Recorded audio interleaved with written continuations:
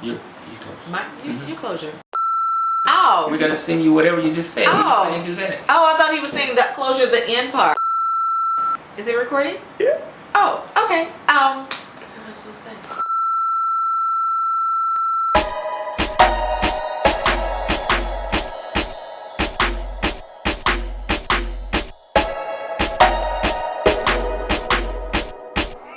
Are you ready?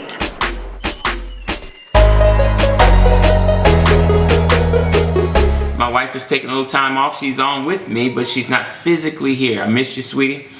And we're just talking about things that we can do to maximize our stewardship, specifically financial stewardship, but anything that we've been given charge or responsibility from the Lord to cover and manage.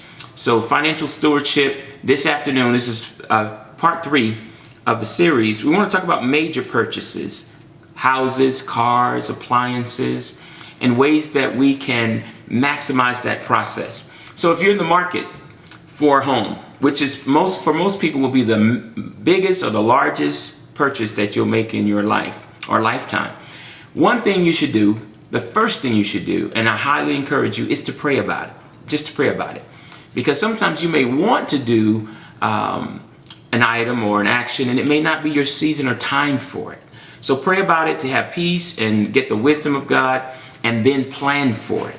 Plan for it. You need to vet it out and prepare yourself. Study the area to see where you specifically may want to live, and see if that area is a viable area. If you're planning to stay there, say for about 5 years, then that's probably a good opportunity, or you're a good candidate to purchase. But if you're not looking to stay in a place for at least 5 years, you may want to reconsider that, because you may end up losing money rather than gaining money or equity in the property. So what you want to do, pray about it, then look at your resources. How much can you actually afford? One of the worst situations you can have is to purchase a home and then you are house poor. Meaning you have your income and it's going solely for the house. And things you have to consider, it's not just the mortgage. You have maintenance, you have taxes, all those things. A lot of times we don't factor those in on the front side when we're preparing for home ownership, and we find ourselves in over our head. So really look at how much can you really afford. Factor in all those things, lay it out. Then once you have that, you put a budget together and contact a realtor and begin to look for houses within your budget range. And I cannot stress it enough. Do not exceed what you can afford. Nothing is as stressful as having obligations financially and you can't meet them. There is no reason to put yourself in that type of situation because you're living for the Joneses. So we don't want to do that. We do not want to do it. The grass is greener on the other side of the fence because they are putting down fertilizer, taking care of the grass, and trimming it. So pray and have peace in whatever decisions that you make, even selecting a realtor. Vet them out, shop them out. Who's going to work with you the most?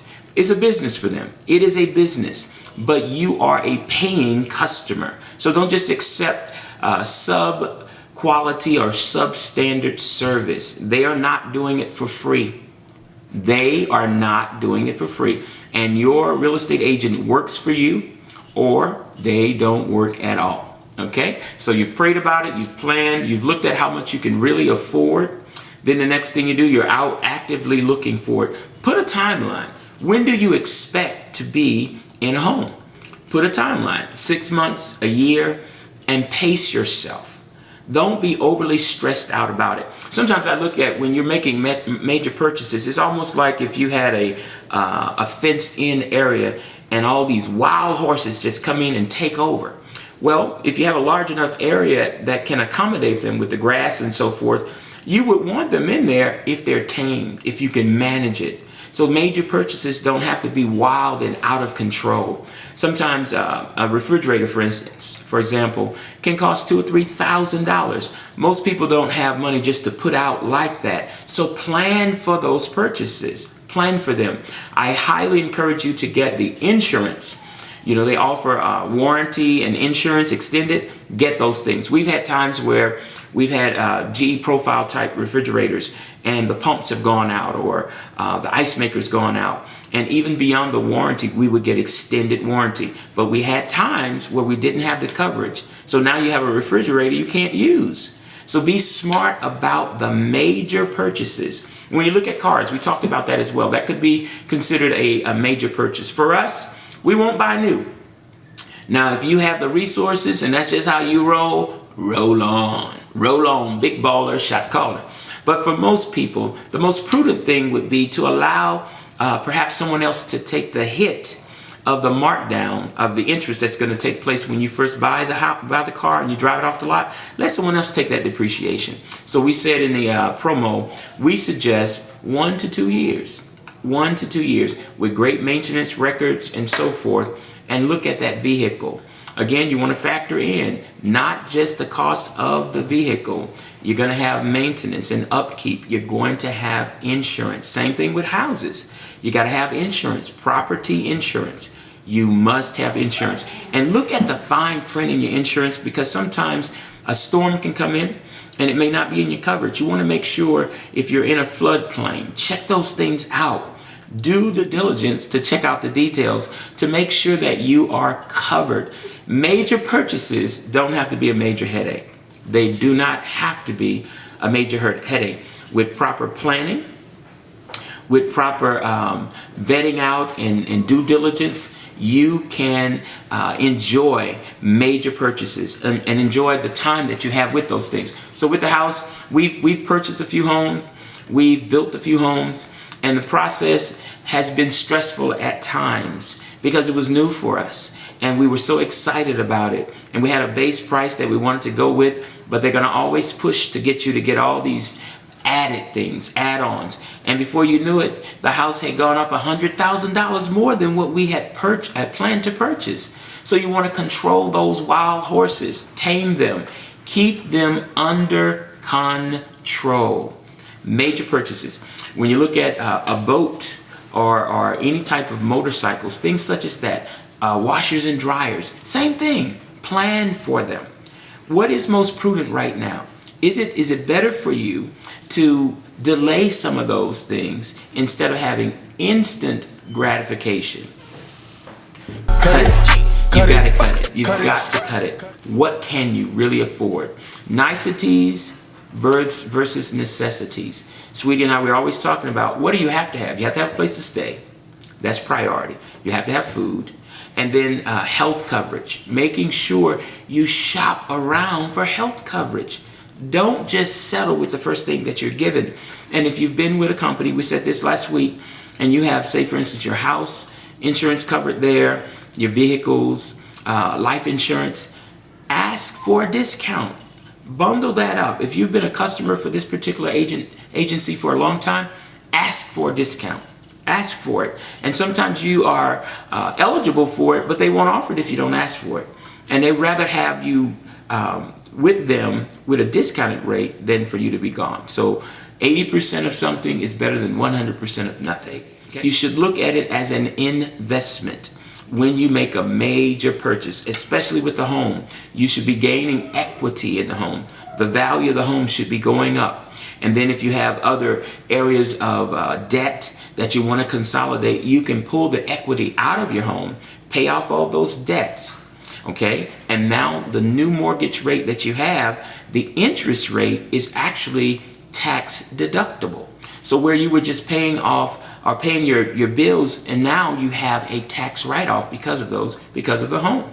Major purchases are not as challenging as you think they are if you pray about them and if you plan them. Okay, cut it.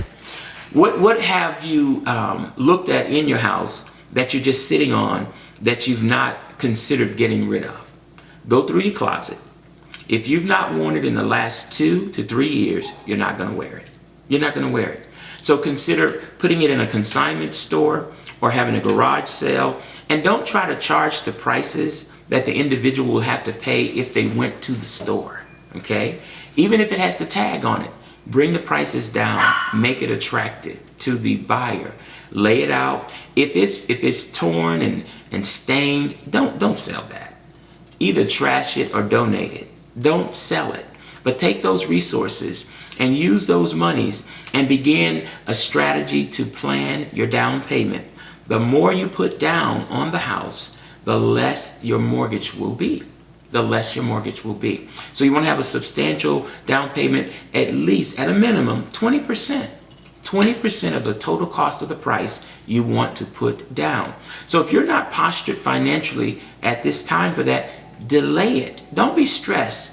Delay that major purchase, because you can't put yourself in a situation where you're stressed out because you've overextended yourself. So pray, plan it out, then execute the plan wisely. We've had great real estate agents to work with us, but we've also had real estate agents that, and I believe it's unethical, but they were working with the seller's agent more than they were working with us, sharing information that they shouldn't have shared. And so we were in a bad situation, like a sandwiched in. You don't have to put yourself or allow yourself to be placed in a situation of compromise. Shop around, cost compare. Do that comparison work. Put the work in on the front side so that it'll be much easier in the process and on the back side.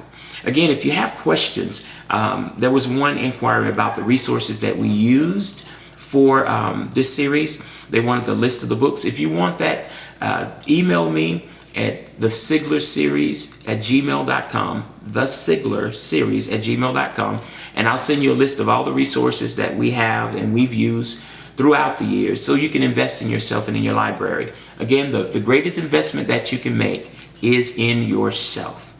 Again, if you want to buy a car, we suggest, highly encourage that you allow someone else to take the hit with the depreciation when you take it off the lot, and you make the purchase after about 2 years. Keep your maintenance up. Keep your maintenance up. Don't max out the time between oil changes. Change it more regularly. Keep your fluids, check your fluid levels.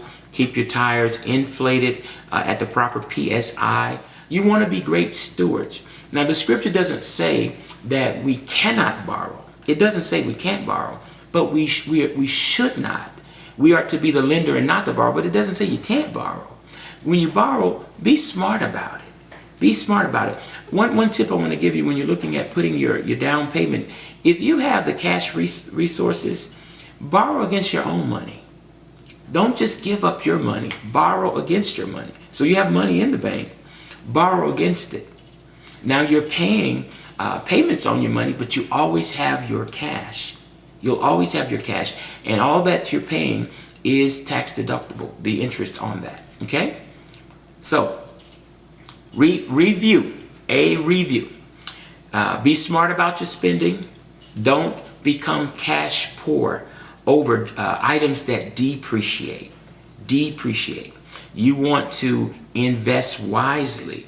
Invest in yourself. You are your greatest asset. You are your greatest asset. So always invest in yourself and always pay back to you. Take care of yourself. Live a great life and cut those things that are burdensome and tasking. All right? Well, I miss my wife. She's not with me today, but you'll see us together next week here on Periscope. And sweetie, I know you're dialed in. I hope you're having a great time with your family. I love you, and we love you more. Cut it. You need to cut it. Your price is way too high. You need to cut it. Cut it. Cut it. Cut it. Cut it.